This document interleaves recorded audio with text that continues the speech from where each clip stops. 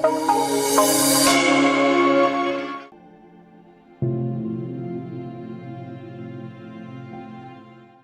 سألت نفسك قبل كده هل أنت سعيد؟ هو سؤال يبان إنه بسيط، لكن على الرغم من بساطته ممكن ناس كتير ما تعرفش تجاوب عليه. مفهوم السعادة بيختلف من شخص للتاني على حسب نظرته لحياته. يعني مثلا، هل السعادة في الفلوس ولا العلاقات؟ ولا إنك تنجح في شغلك وتعلى وتوصل لأعلى المناصب؟ ولا إنك تبني جسم قوي مفتول العضلات؟ أو تمتلك عقل مليان شغف بمعرفة كل حاجة حواليك؟ هل السعادة كل دول مع بعض؟ ولا ممكن الإنسان يكتفي بعنصر واحد منهم عشان يبقى سعيد؟ كل الأسئلة دي هنعرف إجابتها من خلال الكتاب اللي هنسمعه مع بعض دلوقتي، كتاب 4 شارع النجاح للكاتب إيهاب فكري، اللي بيتكلم فيه عن سر السعادة، وإنك عشان تعيش سعيد في الدنيا لازم تعيش في توازن، وعشان تعيش في توازن لازم تحقق الحد الأدنى من النجاح في 4 جوانب في حياتك، اللي هم جسمك، جيبك، قلبك، وعقلك. وبيشرح لنا الكاتب إزاي نحقق التوازن ما بين العناصر دي وكيفية تطبيقها في حياتنا عن طريق نظرية مهمة جداً اسمها نظرية التوازن، اللي لو أي شخص فهمها ومشي على نهجها هتتحول حياته لسلسلة من النجاحات.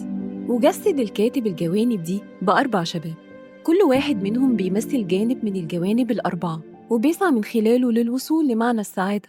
لكن هل كانوا سعداء؟ ده اللي هنعرفه دلوقتي. الشاب الأول كريم، حياته كانت عملية بحتة. كان بيدير 3 شركات متخصصة في البورصة والاستيراد والتصدير والمقاولات. عنده مقولة شهيرة دايماً بيقولها: الحياة كفاح. كان عنده 28 سنة، لكن مظهره بيدل على إنه في 40 من عمره. أوقات كان بيفتكر دينا مراته اللي اتجوزها بعد قصة حب، لكنهم انفصلوا بعد 3 شهور بسبب طريقة حياته. ساعتها حس إن حياته فاضية مفيش فيها غير الحسابات والأرقام وبس. الشاب التاني حمزة، كان البطل المصري الأوحد وصاحب الرقم الأولمبي والعالمي في رمي الرمح.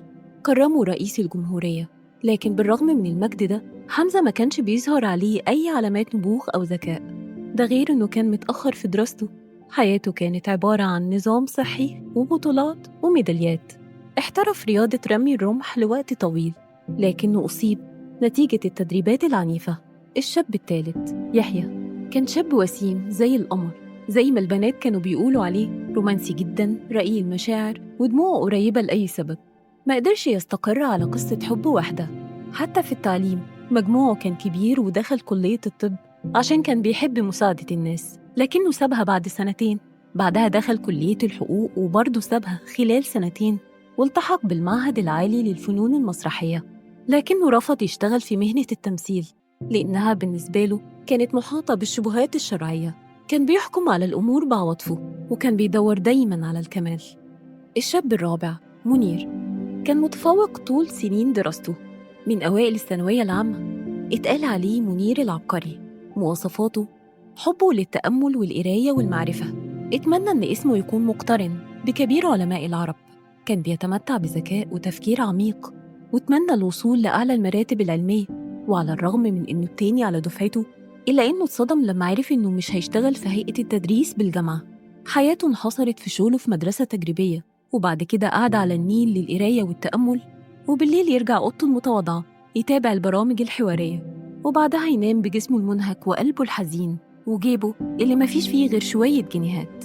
ومن خلال سرد الكاتب لقصص ال4 شخصيات ورانا إزاي إن الحياة إدت لكل واحد منهم نصيبه في الجانب اللي بيمثله. وبالرغم من اختلاف الشخصيات ال4 إلا إنهم اتفقوا في حاجة واحدة: إن مفيش حد منهم حس بالسعادة زي ما المفروض إنهم يحسوا بيها بعد ما وصل كل واحد منهم للي هو عايزه في حياته.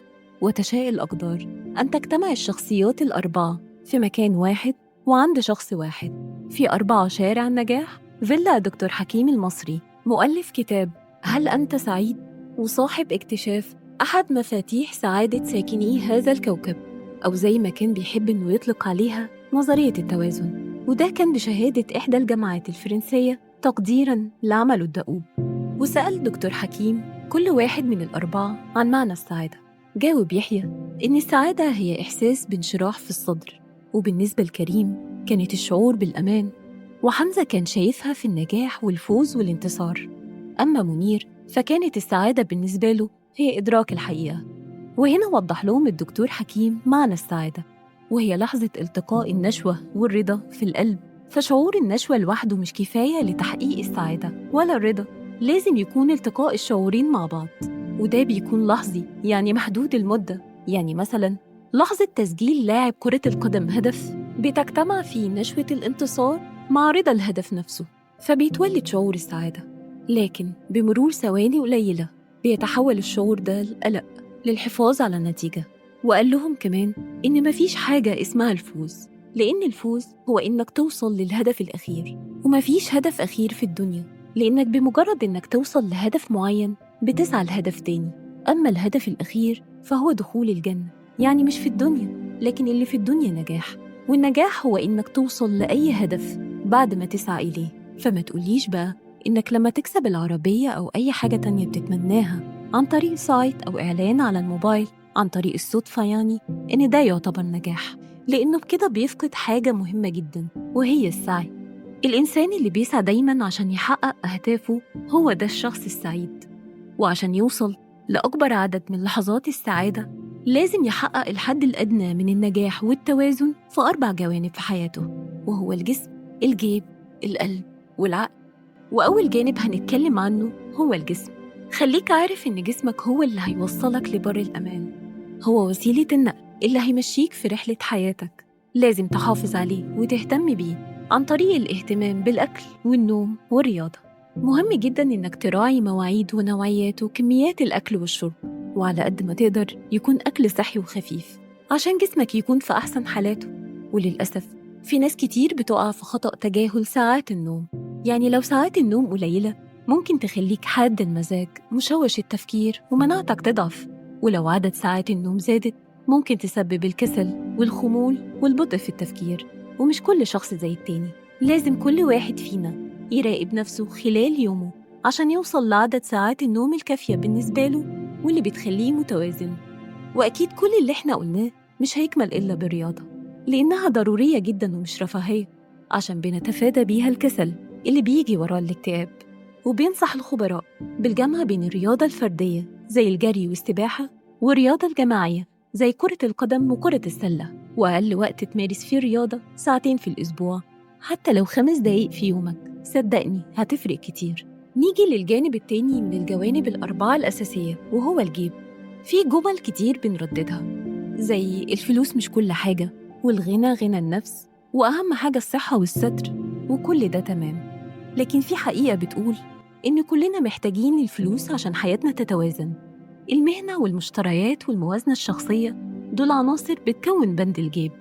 بالنسبة للمهنة، الطالب اللي بيدرس دي مهنته لأنه بيجهز نفسه للشغل والمكسب، وربة البيت اللي بتعتني ببيتها وجوزها وولادها عشان توفر لهم بيئة مناسبة تساعدهم إنهم يكونوا ناس صالحين، ده بيتحط تحت بند المهنة. وفي ناس بتدرس وتشتغل والوقت المبذول هنا هو المهنة. أما المشتريات فبتتقسم لحاجتين، الحاجات والاحتياجات. والحاجات هي أساسيات الحياة اللي ما نقدرش نستغنى عنها زي الأكل والشرب والدواء. أما الاحتياجات فهي مش من أساسيات الحياة، لكن بنشتهيها وبنحب نملكها، بس حياتنا مش هتقف من غيرها. لازم نركز قبل أي عملية شراء بنقوم بيها، ونقسم كل اللي محتاجينه الأولويات، ونبتدي نفرق كويس ما بين الحاجات والاحتياجات. وده بيودينا للموازنة الشخصية اللي بتساعدنا نخطط لحياتنا لمدة 1 ساعة كل شهر، نحسب فيها جانب الإيرادات والمصروفات، وعلى أساسه نقوم بعملية المشتريات. وده بيكون له أثر إيجابي جداً على خطة الحياة وتوازنها.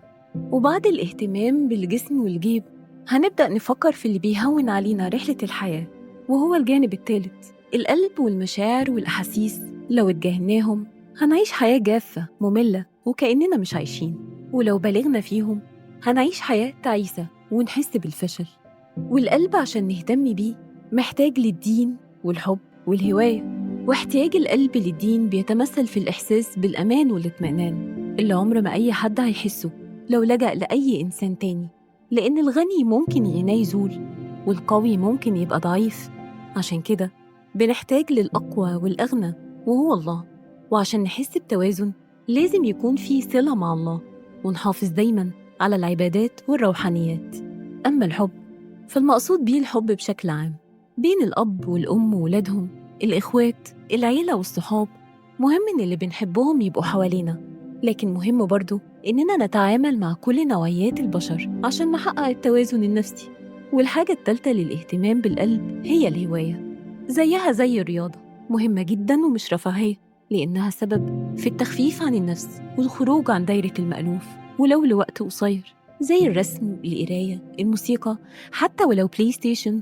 أي حاجة بتبسطك وتطلعك من ضغوطات الحياة، بس أهم حاجة إنها ما تاخدش وقت كبير يأثر على أي حاجة تانية مهمة في حياتنا. نيجي للجانب الرابع والأخير وهو العقل. والعقل يعني المعرفة بأساسيات الجوانب الثلاثة اللي اتكلمنا عليهم: الجسم والجيب والقلب. والإنسان الطبيعي بيحتاج إنه يخصص أوقات يومية أو أسبوعية لمعرفة كل ما يخص صحته وماله وروحانياته، وده بيكون أسلوب حياة مش واجب لوقت محدد. وبكده خلصنا الكلام عن الجوانب الأربعة الأساسية اللي ما ينفعش أي حد يتغافل عنها. وهنا في سؤال: إزاي نقدر نحقق التوازن ما بين الجوانب الأربعة في يومنا الواحد؟ وضح الكاتب إنه عشان نخطط لحياتنا بطريقة سليمة لازم نحدد الالتزامات اللي بنمارسها في يومنا، واللي ليها مواعيد محددة وغير قابلة للتغيير ولا التعديل، زي الصلاة والنوم والشغل. وعلى الأساس ده نبتدي نوزع باقي التزاماتنا خلال اليوم بتاعنا. وبعد ما نرتب التزاماتنا هنبتدي ننظم وقتنا، وده بيكون عن طريق مبادئ مهمة جداً لفن إدارة الوقت.